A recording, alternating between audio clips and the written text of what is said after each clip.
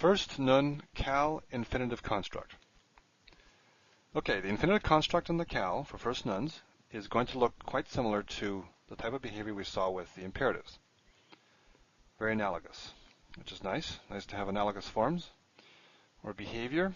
So here we have again, like the imperative, it's the first nun with the holum as the theme vowel that behaves just like the strong verbs, because it is the one that is closest to the strong verbs. So here we have here we have nefol, just like we would have pikod. So this is behaving just like a strong verb, just as the imperatives behaved like the strong verbs.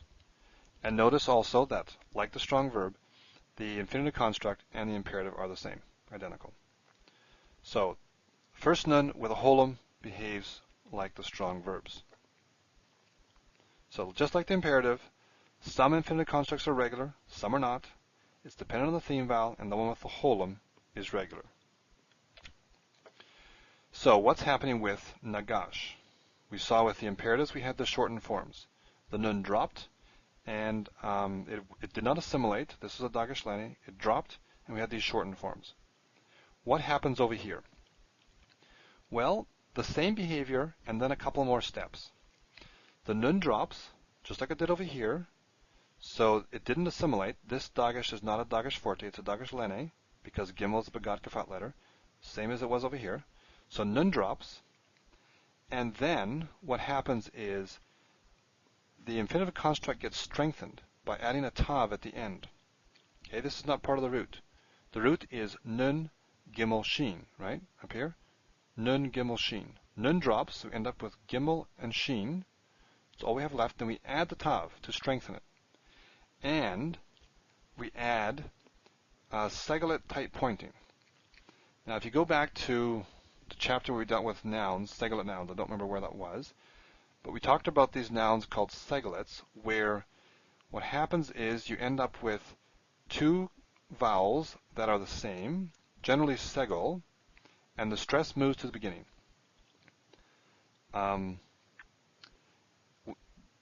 That same kind of behavior is happening here. If one of these, if this third radical is a guttural, then instead of having two segels, we end up with two patachs. Again, just like you do in the nouns.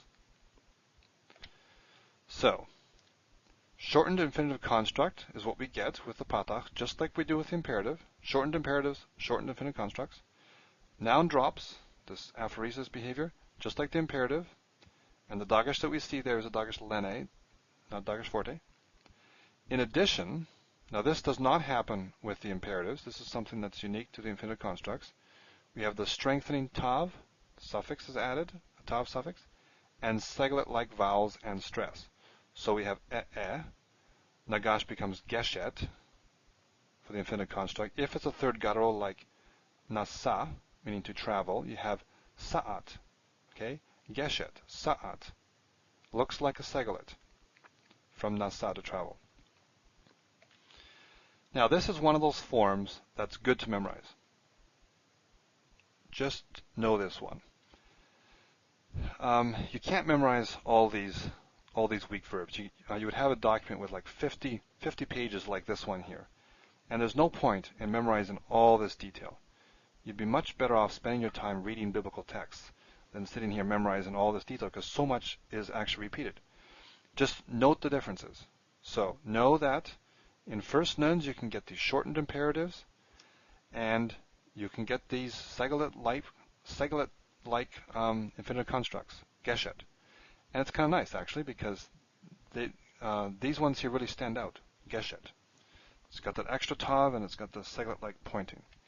Or sa'at, okay? Okay, we want to say a couple other things here. Okay, tav, or natan. Now natan again is this irregular one because it has first and third nun, and this is just best memorized. The nun drops off the beginning. The third nun also drops off. It doesn't even assimilate. You don't see a tav there, so you can't really have segelet pointing because you only have one syllable. And this tav is the strengthening tav. But really, again, this is just something, I didn't show up too well in the yellow, but something to memorize. Just learn it like a vocabulary item. I mean, how would you look this up? Tate. How would you know that this came from Natan unless someone told you? All you have left from the root is this tav, the first tav. The second tav there is your strengthening one. So just learn it. Tate is the infinitive construct of Natan. So Natan, the one with the theme vowel tsere, also has this shortened form. It's even shorter because they only have one bit left. The final nun also drops. The first nun drops. The final nun drops. You're left with only one root letter. That's the tav. And here I've put them all together. We have pikod is our strong verb. We see here the first nun that has the holon is completely regular. Pikod, nifol. The first nun that has the patach has the shortened form, the shortened segelet type form, geshet. Okay? And then tsere, of course, is trying to have a segelet type form, but it has so little to work with, you end up with just tate. Very little left. Two other things I want to talk about. The first is what happens when you put an inseparable preposition, like le. Remember le here. Le will often go on an infinitive construct. What happens there? Well, maybe actually just go back here. If we have pikod is the strong verb. If you put le there, you end up with two vocal shvas, or two shvas next to each other. And so you apply the rule of shva, and the first one has to become a full vowel. So this becomes that. Shva becomes hidik. So you end up with lifkod, the first nun verb with holum, again, is completely regular, so linfol, completely analogous to what you have in the strong verb. Now what happens over here, and again, this is not something to memorize, it's just something to be aware of so that when you see it, you're not thrown by it. What happens here is that if your infinitive construct has the stress on the first syllable, which you get with the segelet type, or if the infinitive construct is so short there's only one syllable to it, in either case like that, your lamed will have a kametz under it. Okay? So you get la geshet, la tate. This is only one syllable. Let me go back here. If the accent is on the first syllable, that's this case here. Okay, first syllable. Or if there's only one syllable, that is one syllable to the infinitive construct, which is what we have here, tate. If either of those two cases apply, then the lamed has a kametz. So that's what you get there. Don't be thrown by it. It's not a big deal. But there it is. Okay, the last thing, I think it's the last thing, is what happens when you put pronominal suffixes. So we looked here at what happens when you put something at the beginning of a infinitive construct, namely these inseparable prepositions. Now what happens when you put something on the end? And what you put on the end are pronominal suffixes. Well, let's do a review. I talked about this in chapter 22, I think it was, of Ross, where we looked at infinitive constructs. What happens is you got a two-step process. The first two consonants form a closed syllable. So pikod, if I write this out here, have a little more room. This is our naked form, right? It's just an infinitive construct by itself. Pikod, your syllable division is here, right? This is open syllable, one consonant, one vowel. This is a vocal shva, and then a closed syllable, pikod. If you add a suffix like e, the 1cs suffix, what happens is the first two consonants form a closed syllable. So the syllable division changes. You end up with these being one syllable, and then you have the last bit. Now this is to open up a new syllable, and you add the pronominal suffix. So e, for instance. And then this guy changes to something else, and what it does with the regular verbs is it goes to kametz hatuf. Okay? We know it's kametz hatuf because it's this symbol in a closed CVC, unaccented syllable, because the stress is at the end, unless marked otherwise, the stress is at the end. Now, why it went to this, I don't know. I said last time, I think, that it may be related to the fact you have a holum here, long O, short O. I don't know that that is the case because this is in a separate syllable, but maybe it is.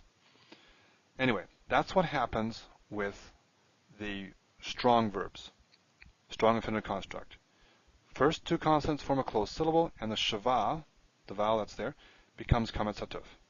We have similar behavior with the first nuns. So the first two consonants form a closed syllable, just like here. So we have pekod, pokti, and nafal, which is regular because it has the holum theme vowel, follows exactly the same behavior. Nefol, nofli. First two syllables become a closed syllable. First two consonants become a closed syllable, and the vowel changes to kamet hatuf. Again, probably because of that holum there. Now, what happens with these two? Well, the first bit is the same. The first two consonants form a closed syllable, so geshet becomes geshti. Here's your g, and here's your shin. Your gimel and your shin become a closed syllable, right? Here it was gimel by itself.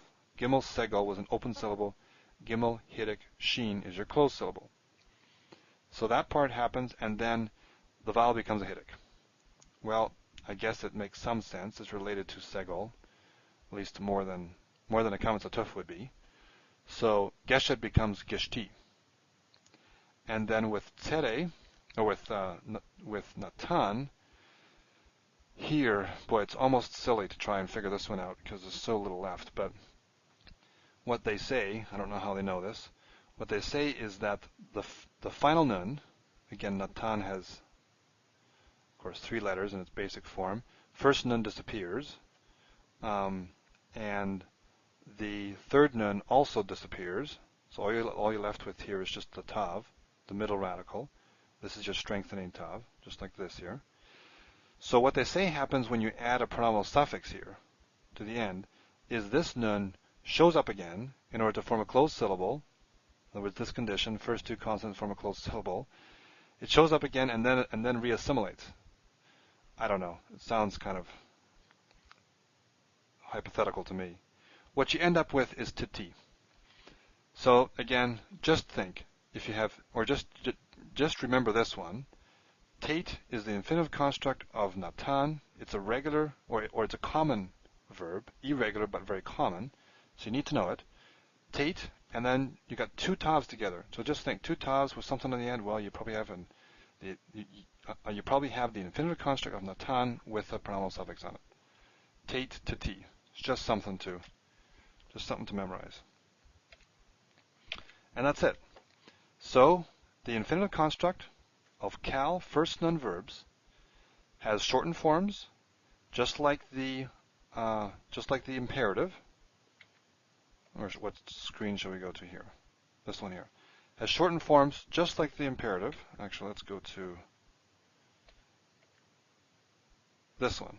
Shortened forms, just like the imperative, and that applies to the ones that have the patach as the theme vowel.